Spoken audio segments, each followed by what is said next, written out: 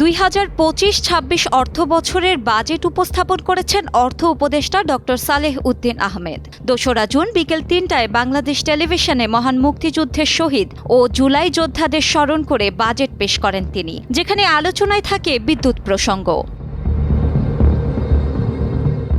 Doctor Saleh Uddin Ahmed বলেন, নাগরিকদের জীবনযাত্রার মান উন্নয়ন ও অর্থনীতির গতিশীলতা বজায় রাখতে জ্বালানির পর্যাপ্ত সরবরাহ নিশ্চিত করা এবং একই সঙ্গে তা সাশ্রয়ী মূল্যে রাখা অত্যন্ত গুরুত্বপূর্ণ।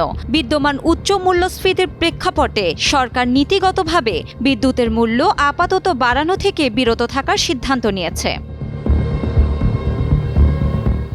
জানা গেছে, বিদ্যুৎ খাতে ভর্তুকি কমানোর লক্ষ্যে উৎপাদন খরচ 10% কমানোর জন্য আছে পরিকল্পনা। এছাড়া বিদ্যুৎ ক্রয় চুক্তি পুনর্বিবেচনা করা হচ্ছে এবং এনার্জি অডিটের মাধ্যমে উৎপাদন ব্যয় কমানোর উদ্যোগ নেওয়া হয়েছে।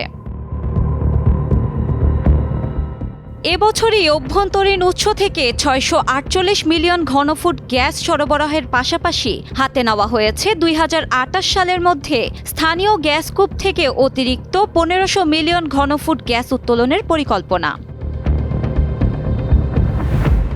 অর্থ উপদেষ্টা অন্তর্বর্তী সরকারের 10 মাসের অর্জন তুলে ধরে দ্রব্যমূল্য স্থিতিশীলতাকে অন্যতম সাফল্য হিসেবে উল্লেখ করেছেন।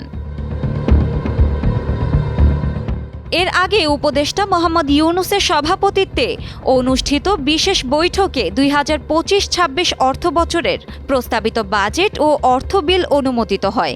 একই সঙ্গে অনুমোদন দেওয়া হয় 2024-25 অর্থবছরের সংশোধিত বাজেট। শিলা ইসলাম, সময়ের আলো।